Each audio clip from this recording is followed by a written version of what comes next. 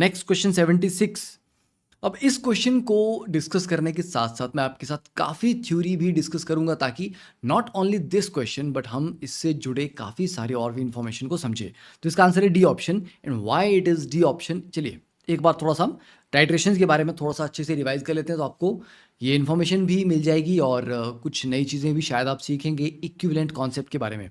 देखिए, redox titration की अगर हम बात करें तो बड़े कॉमन क्वेश्चन है, और ये कई बार डायरेक्टली आपको बैलेंस करने के लिए भी आ जाते हैं, बट आपको पता होना चाहिए। जैसे Fe2 पॉजिटिव है, फेरस आयन, तो फेरस आयन आपको कहाँ से मिलता है? मोहर सॉल्ट से मिल जाएगा।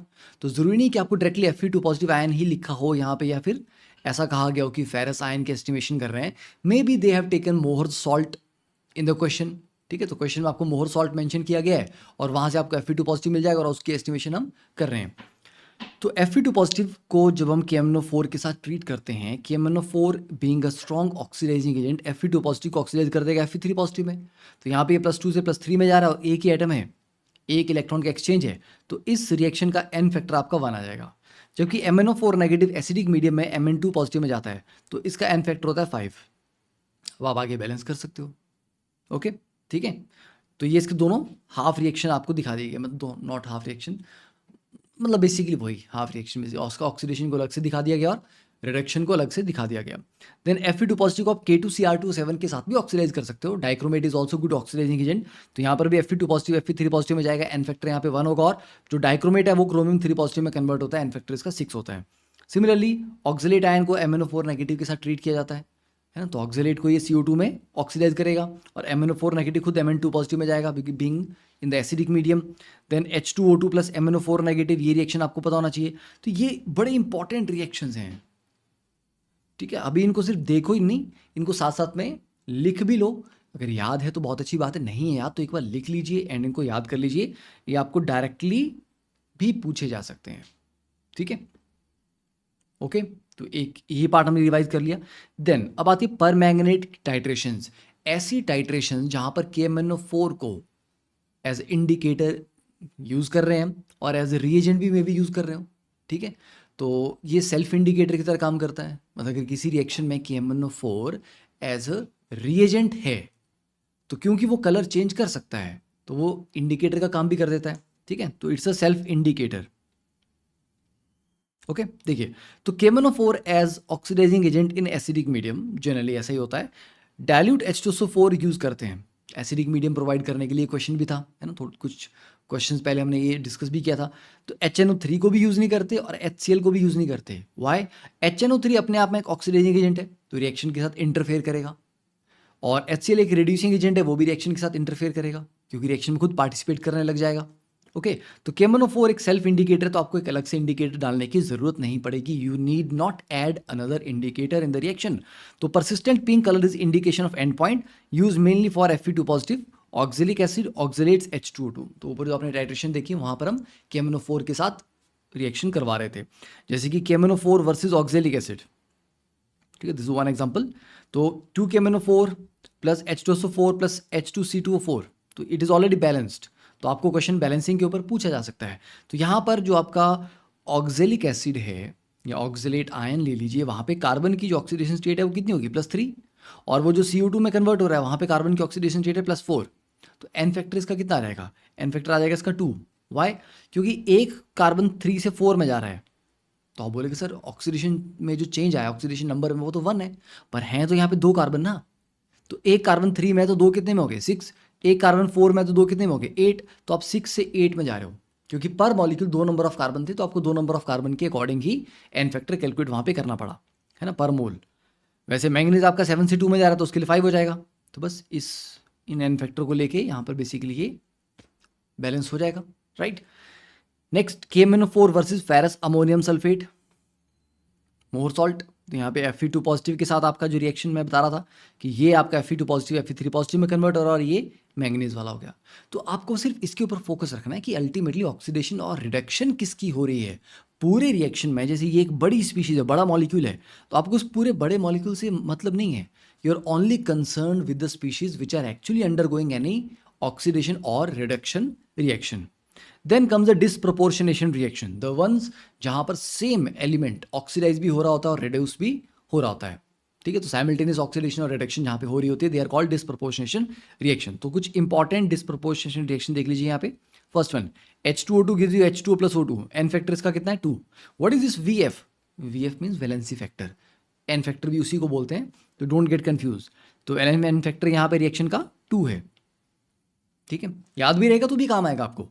देन हेलोजन को अगर हम डाइल्यूट OH नेगेटिव से ट्रीट करें तो X negative plus XO negative में कन्वर्ट होता है, एक्सेप्ट फ्लोरीन, क्योंकि फ्लोरीन डिस्प्रपोर्शनेशन नहीं शो करता, क्योंकि डिस्प्रपोर्शनेशन शो करने के लिए उस एलिमेंट को 3 ऑक्सीडेशन स्टेट शो करना पड़ता है, पर फ्लोरीन सिर्फ 0 और -1 2 ही ऑक्सीडेशन स्टेट शो करता है, 3 नहीं करता, इसलिए fluorine cannot show disproportionation.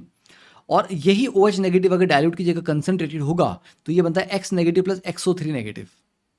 Okay, तो यहाँ पर ये -1 और +1 में जा रहा है, यहाँ पर -1 और +5 में जा रहा है। तो ये डिफरेंस है कि आप OH नेगेटिव डाइल्यूट लेते हैं या कंसंट्रेटेड लेते हैं। देन फॉस्फोरस, तो इसका एन फैक्टर कितना रहा 5/3, इसका रहा 2।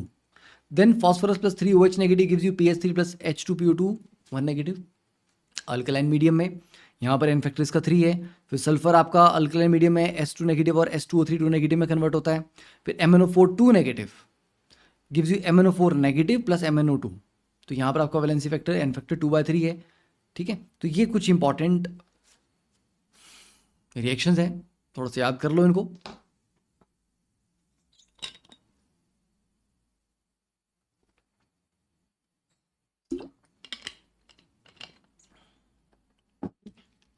चलिए नेक्स्ट। अब जैसे कि वैसे अब तो टाइट्रेशंस को लेके बड़े डिटेल्ड डीप क्वेश्चन नहीं पूछे जाते, बट फिर भी बैक इन द लाइक 2000 के आसपास के जो पेपर हुए IIT के, तब टाइट्रेशन बड़ा एक पॉपुलर टॉपिक था, आयोडीमेट्रिक, ठीक है। तो जनरली आयोडीन वाले रिएक्शंस में इक्विवेलेंट के क्वेश्चन बहुत शानदार पूछे जाते हैं, because in case of iodine there are so many reactions, N factor change हो रहा है, मल्टीपल टाइम चेंज हो रहा है, ठीक है। तो कभी कभी इक्विवेलेंस के लॉ डायरेक्टली अप्लाई हो जाते थे, कभी कभी उनमें कुछ चेंजेस करने पड़ते थे। तो उस पार्ट के ऊपर वो क्वेश्चन बेस्ड था, जिसके लिए हम ये सारे एक्सप्लेनेशन पढ़ रहे हैं। तो क्वेश्चन को लास्ट में आपको आंसर दूंगा मैं। देखिए, तो iodine compound, not compound, compounds containing iodine are widely used in titrations, that is true, है ना। आयोडीन वाले कंपाउंड काफ़ी मिलते हैं टाइट्रेशन में। देखिए, तो iodide ions can be oxidise to I2 by suitable oxidising agent. तो I नेगेटिव को हम ऑक्सीडाइज कर रहे हैं I2 में, तो कौन कौन के ऑक्सीडाइजिंग एजेंट ले सकते हो? अरे स्ट्रॉन्ग ऑक्सीडाइजिंग एजेंट ले सकते हो, ठीक है। जैसे iodine 5 ions like IO3 negative, they will oxidise iodide to I2। तो ऊपर रिएक्शन था ना, KiO3 क्या करेगा? तो KiO3 क्या करेगा? It's a good oxidising agent, it will oxidize the I negative to I2, okay, so this is the reaction, IO3 negative, okay, plus 5I negative plus 6H positive gives you 3I2 plus 3H2O, so this is the balanced equation, okay, plus sign यहाँ पे miss है, थोड़ा सा correction कर लेना। then thiosulfate ions S2O3 2 negative can reduce iodine to iodide। तो पहले क्या हुआ, KiO3 ने I नेगेटिव को I2 में कन्वर्ट किया, और आगे जो हाइपो सोल्यूशन है S2O3 2 नेगेटिव, वो वापस से I2 को I नेगेटिव में कन्वर्ट कर रहा है। ये वाला कुछ आई थिंक इसी तरह का क्वेश्चन पूछा गया है।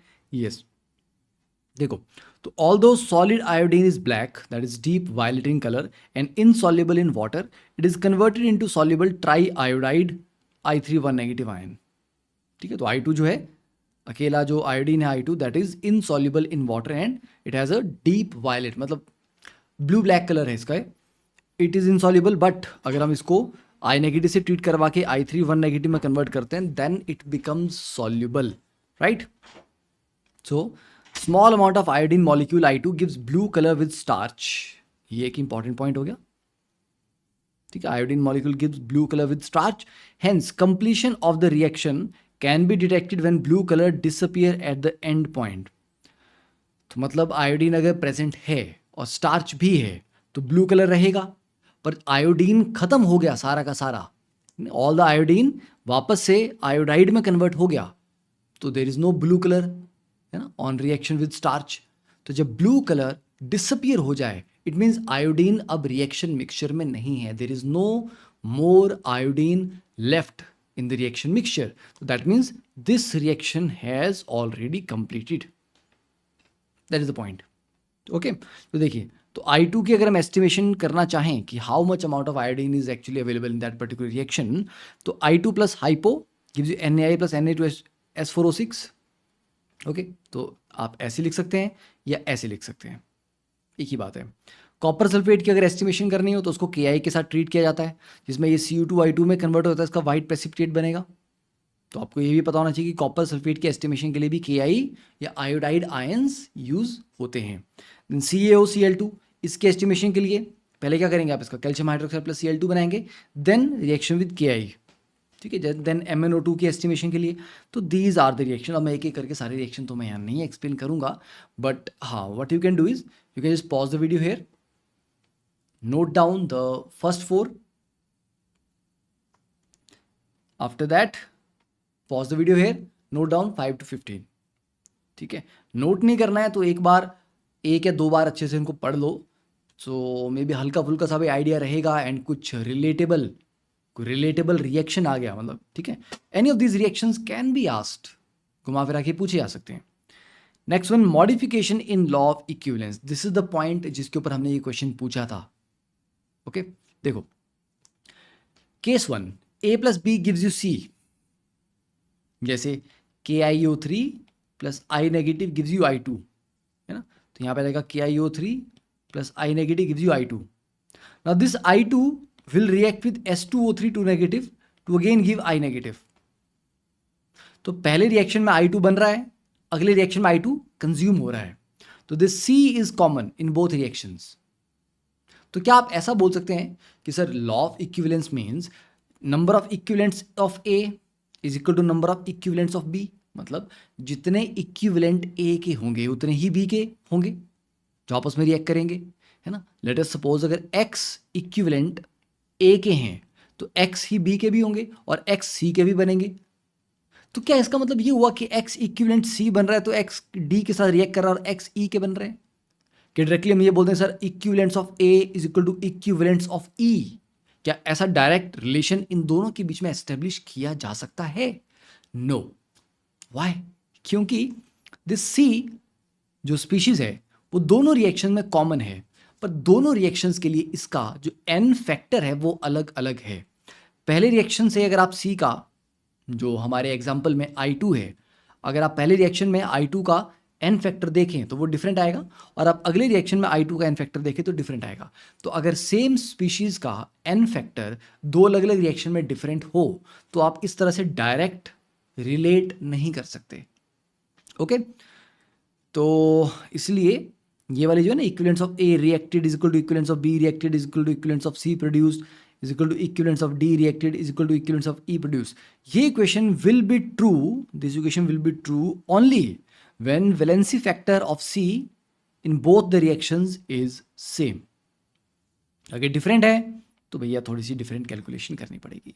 ठीक है, तो उसके लिए यहाँ पे ये कहानी दी हुई है कि पहले वाले में अगर वैलेंसी फैक्टर आपका NC है तो अगले वाले में उन्होंने NC डैश ले लिया. ओके, फिर this is the theory, this is the modification. तो ये क्लियर हो गया आपको कि उस वाले इक्वेशन में हम डायरेक्टली रिलेट उनको नहीं कर सकते थे. तो दैट वाज द मॉडिफिकेशन. तो चलिए, तो KiO3 react with excess Ki in acidic medium and the produce I2 is further titrated with hypo solution, then milli equivalents of KiO3 use and hypo use are equal. No, they are not. So first is false. Second is, according to law of equivalence in a chemical reaction, milli equivalents of all the reactions are equal and also equal to the milli equivalents of each product. That is true. Law of equivalence के according ये सही है, पर हम जो case पढ़ रहे हैं उसमें थोड़ा सा मॉडिफिकेशन लगेगा और वो आपको मैंने बता दिया.